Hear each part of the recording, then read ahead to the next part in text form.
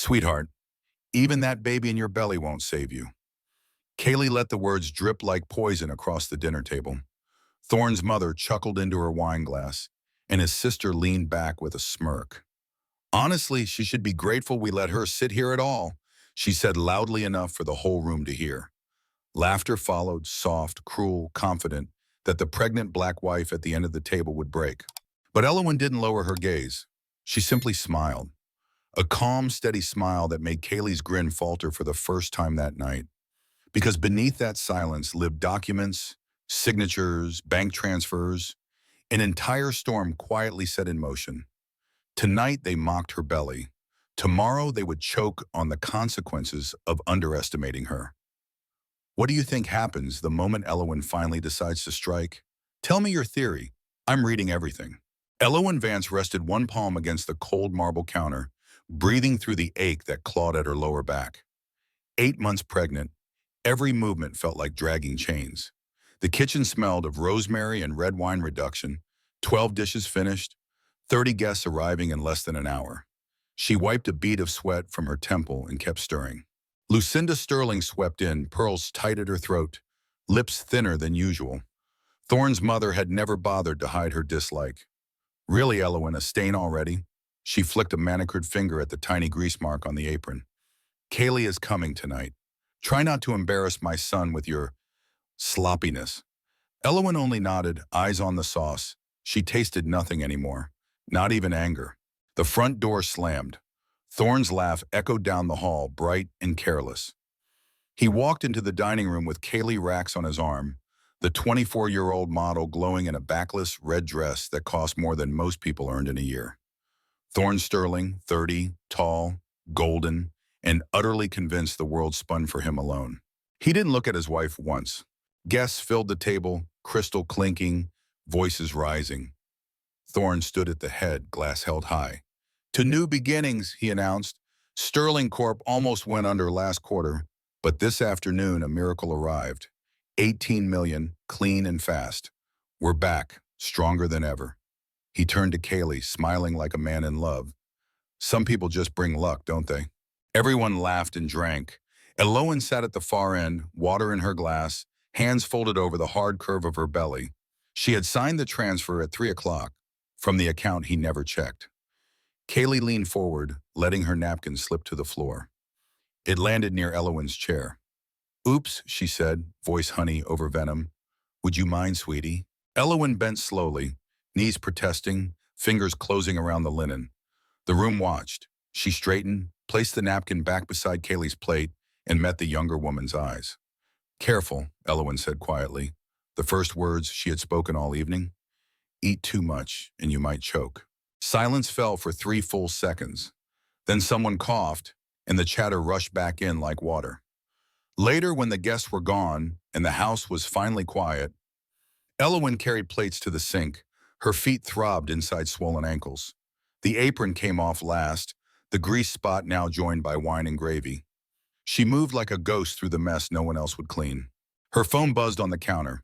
A message from Marcus Lang, the family lawyer. Asset valuation of Sterling is complete. Shall we begin withdrawal? She stared at the screen for a long time. The house was dark except for the light above the stove. Somewhere upstairs, Thorne was probably asleep beside the woman he thought had saved him. Elowen typed 2 words. Not yet. She added another line. Let them reach the very top first. She pressed send, set the phone face down, and went back to scrubbing the pans. The ache in her back had become a steady drumbeat, counting down to something none of them could see coming. Morning light slid across the empty breakfast table. Elowen sat alone, robe wrapped tight over her belly, phone in one hand and decaf coffee cooling in the other. She opened the banking app she had not touched in weeks. The balance stared back at her, $200.14.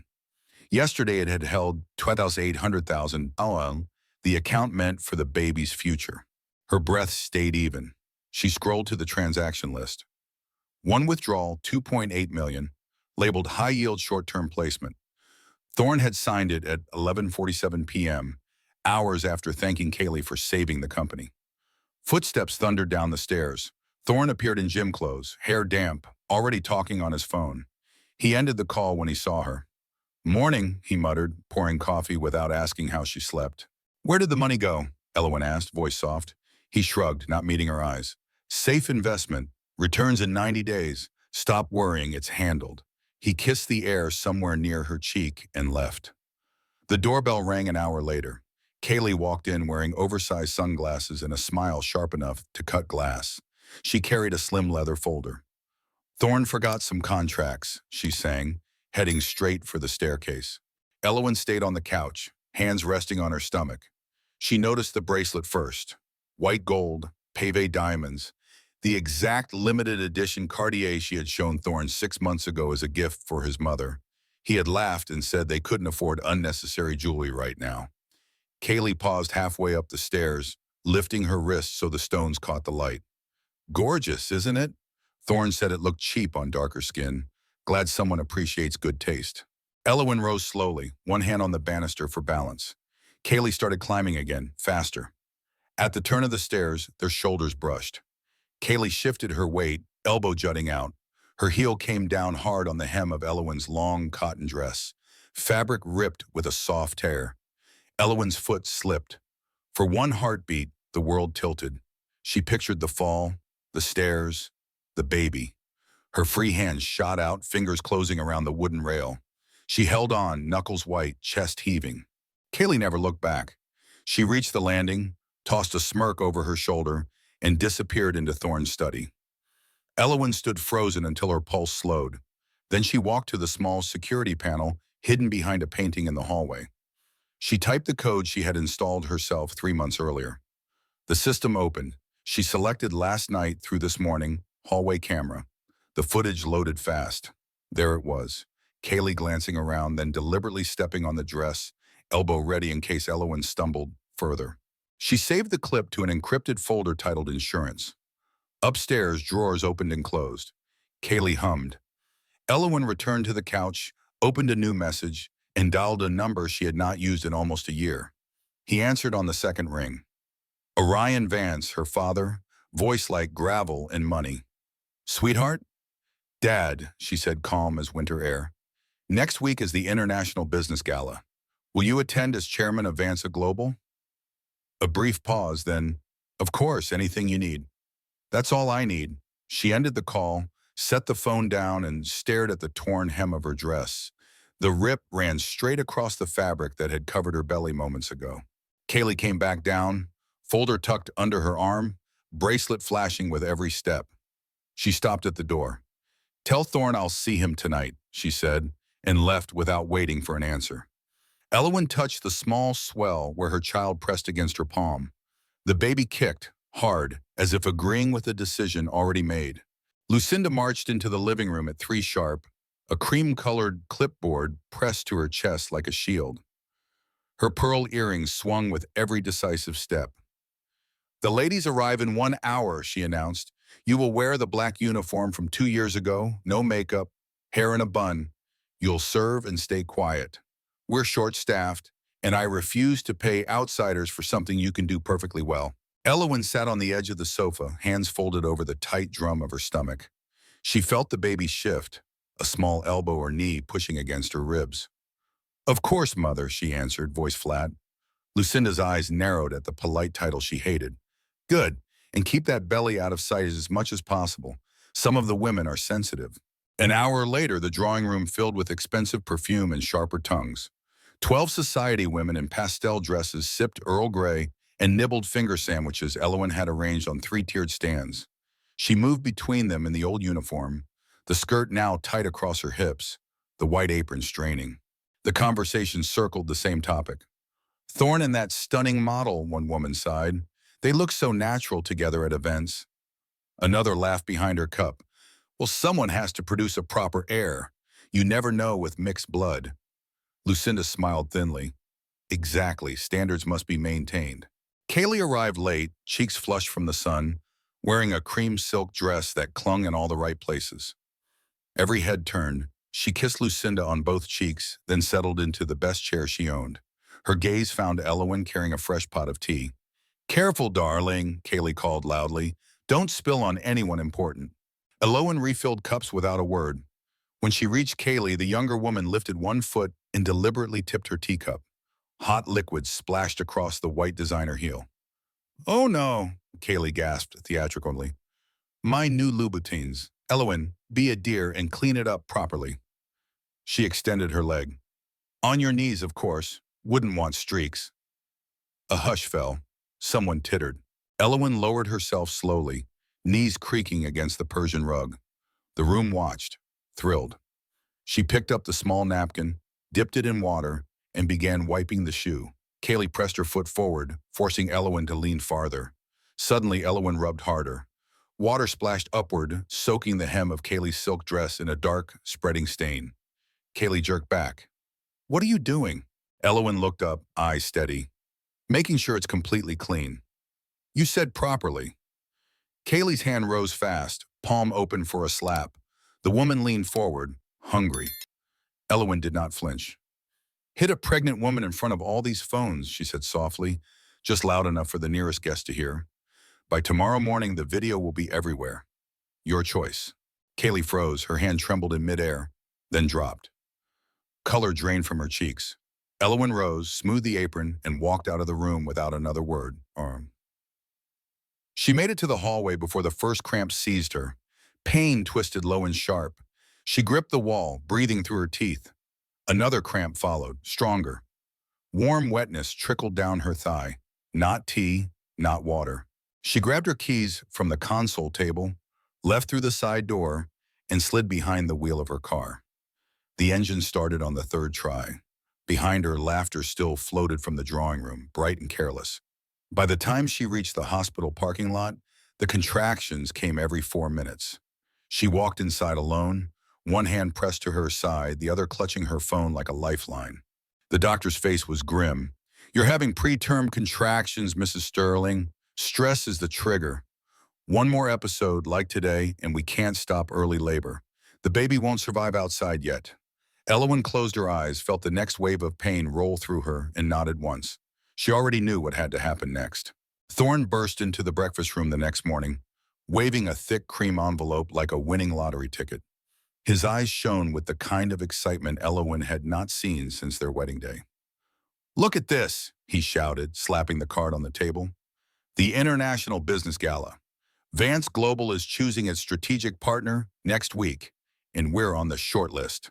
Elowen buttered a single piece of toast she had no intention of eating. The pain from yesterday still lingered low in her back, a dull reminder. She kept her face neutral. "Congratulations," she said. Thorne tore open the envelope and read aloud. "Mr. Thorne Sterling and Mrs. Sterling, black tie, VIP seating." He laughed loud enough to rattle the cups. "This is it, Elowen. One night, one handshake, and Sterling Corp becomes untouchable." He dropped into the chair opposite her, already reaching for his phone. "I'm taking Kaylee, obviously. She photographs better, and the chairman loves beautiful women on the arm of power." Elowen set the knife down with deliberate care. "The invitation says Mrs. Sterling. They're old-fashioned about family values. You arrive without your wife, they'll cross you off before dessert." Thorne's smile faltered. He hated it when she was right. "Fine," he snapped. "You come. But you enter through the service door, sit in the corner, and keep your mouth shut. Kaylee walks the red carpet with me. She's being announced as vice president of new ventures tonight anyway." Elowen looked at him for a long moment. Something inside her chest felt light, almost weightless. "Service door is fine," she answered. "I prefer quiet corners." He stared, waiting for an argument that never came, then shrugged and left the room, still texting. That evening, the house was empty. Thorne and Kaylee had gone to a pre-gala dinner. Lucinda was at the bridge club. Elowen stood alone in front of the full-length mirror in her dressing room. She pulled out the dress she had ordered months ago and hidden behind winter coats. Simple white silk, high neck, long sleeves, cut to flow over her belly without clinging. No jewelry, no color, just white. She turned sideways, studying the hard curve that carried her son. The baby kicked twice, strong and certain. She placed both palms over him. "Tonight it ends," she whispered, the first promise she had spoken aloud in weeks. Her phone lay on the vanity.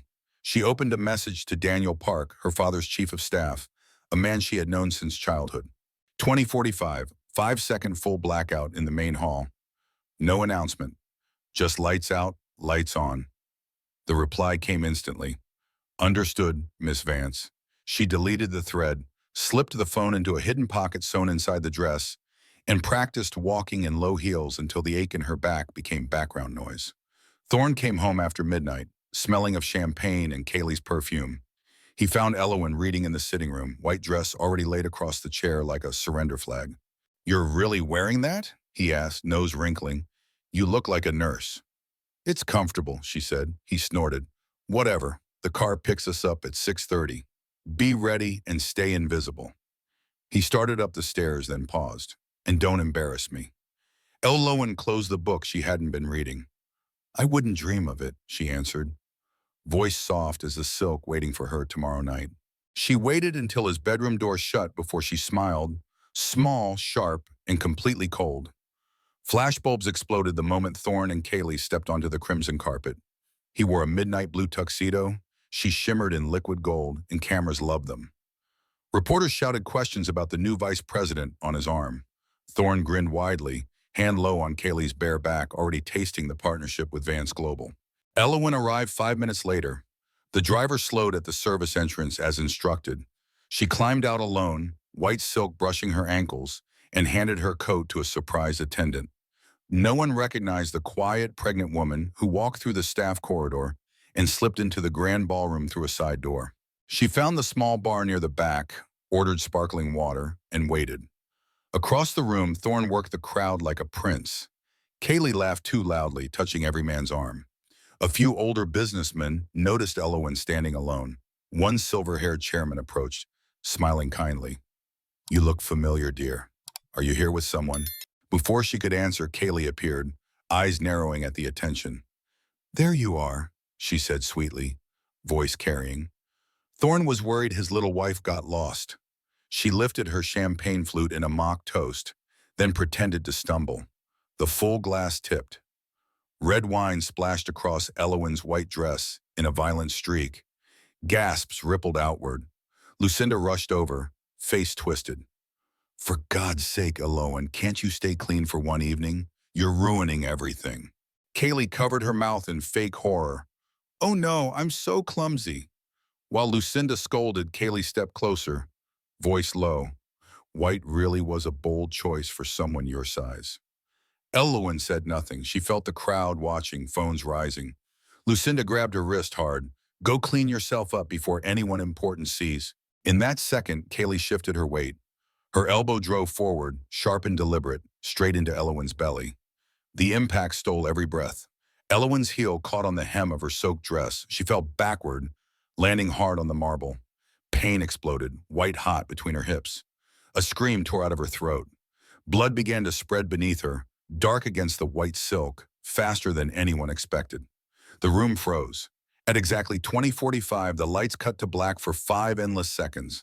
When they flared back on, Orion Vance stood in the center of the ballroom, jacket already off, the Vance Global crest glinting on the lapel he had just draped over his daughter's shaking shoulders. The 60-year-old billionaire looked ready to murder. He knelt beside Elowen, hands hovering, afraid to touch. "Baby, I'm here." She clutched his sleeve, voice breaking. "They killed him, Dad. They killed my son." Orion rose slowly. His gaze found Thorne across the stunned crowd. Thorne's face had gone gray. He took one step forward, then another, until he was running. He dropped to his knees in front of Orion, grabbing the older man's trousers. "Sir, I didn't know she was your—" Orion's security team hauled Thorne up by the collar and flung him backward. He hit the floor hard. Kaylee tried to slip away. 2 guards caught her arms. Lucinda stood rooted, mouth open, pearls trembling against her throat. Orion looked at the blood still pooling beneath his daughter and spoke one sentence that silenced every microphone in the room. "Who touched my child will beg for death before I'm finished." Elowen's eyes fluttered. The last thing she saw was her father's face, twisted with rage and tears, before darkness took her. Sirens screamed into the night as the ambulance door slammed shut. Elowen lay unconscious on the stretcher. White silk now crimson, oxygen mask fogging with every weak breath. The vehicle tore away from the gala, red lights painting the rain-slicked streets. Orion Vance did not follow. He stood alone in the center of the ballroom, jacketless, shirt splattered with his daughter's blood. Hundreds of phones and cameras pointed at him. Security formed a silent wall behind him. A reporter dared to speak first. "Mr. Vance, is the woman your daughter?" Orion's voice rolled out like thunder. "That woman is Elowen Vance, my only child. Tonight, someone tried to murder her unborn son. Listen carefully." He paused, letting the silence crush the room. "From this second forward, any company, bank, or individual who continues doing business with Sterling Corp is an enemy of Vance Global. We will bury them. That is not a threat. That is a promise." Gasps echoed. Phones live-streamed to millions. He looked straight at Thorne, who stood trembling between two guards. "You wanted my money, boy? You just lost everything." Exactly 5 minutes after the lights came back on, Orion turned and walked out. No one tried to stop him. At the hospital, doctors rushed Elowen into surgery. Orion arrived as they wheeled her away. A nurse tried to bar him from the delivery room. He simply stared until she stepped aside. Hours later, a surgeon emerged, mask pulled down. "She's stable, Mr. Vance. Your daughter lost a lot of blood, but we saved her. The boy was born at 1.9 kilos. He's fighting in the incubator." Orion closed his eyes for the first time all night. Thorne and Lucinda arrived 30 minutes later, soaked from the rain, faces pale with panic. They spotted Orion outside the NICU window and ran forward. "Sir, please," Thorne begged, voice cracking. "We had no idea she was your daughter. Whatever you need, name it." Lucinda clutched her coat, pearls gone, hair plastered to her skull. "We're family. The child is my grandson." Orion turned slowly. His expression made both of them step back. "Family?" he repeated quietly. "You let that whore push my pregnant daughter to the ground while you watched." Two police officers appeared, accompanied by Marcus Lang, the Vance family lawyer Elowen had contacted days ago. He held a tablet showing the crystal-clear CCTV footage. Kaylee was dragged in wearing the same gold dress, wrists already cuffed.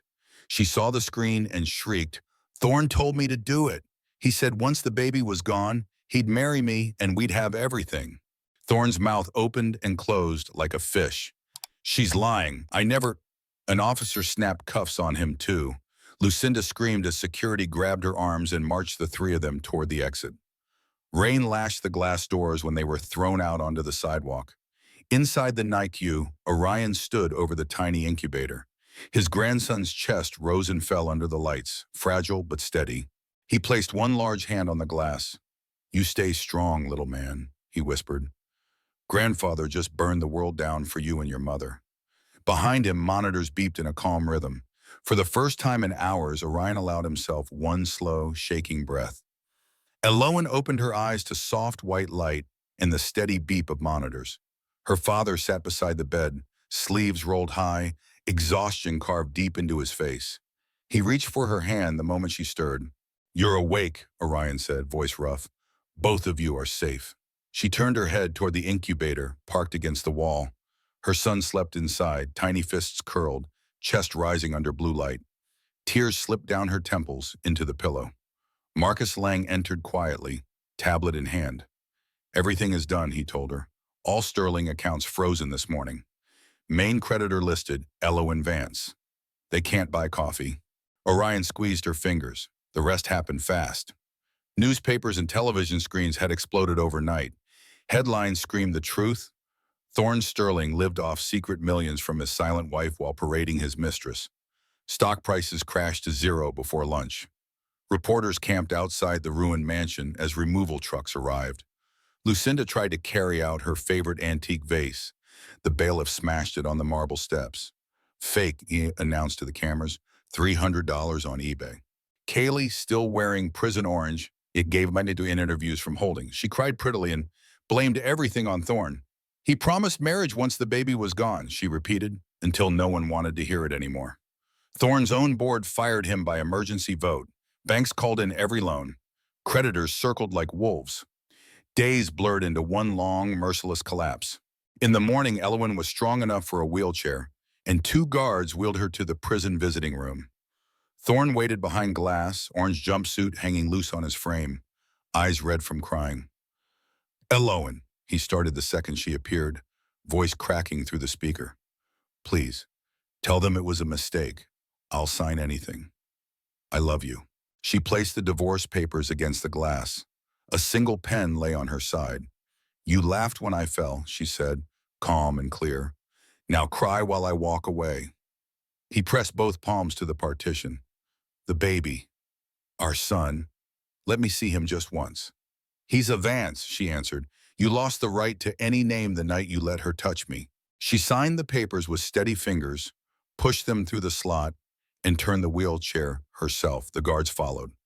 Thorne's sobs echoed behind her, loud, broken, useless.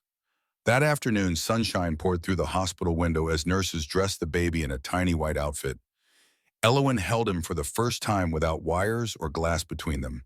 His small hand closed around her finger and held tight.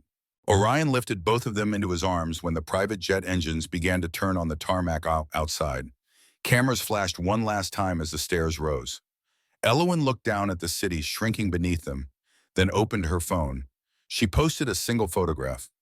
Herself in the same white dress, now clean, cradling her son against her chest. The caption was short. Silence is not weakness. It is the sound of the storm arriving. She turned the screen off, leaned back, and closed her eyes as the plane climbed into a bright sky, leaving only smoke and ruin behind. Thank you for staying with Elowen until the very last second of her storm. From the silent kitchen to the moment she rose above the city, holding her son, I hope her journey made you cheer, cry, and feel that sweet fire of justice. What was the scene that hit you hardest? The 5 seconds of darkness? The divorce was signed without a single tear? Or her very first public words? Drop your thoughts in the comments. I read every single one. Your reactions are what make these stories breathe. Thank you for trusting me with your emotions for 7 chapters. Until the next heiress, the next revenge, the next storm, see you very soon. Stay fierce.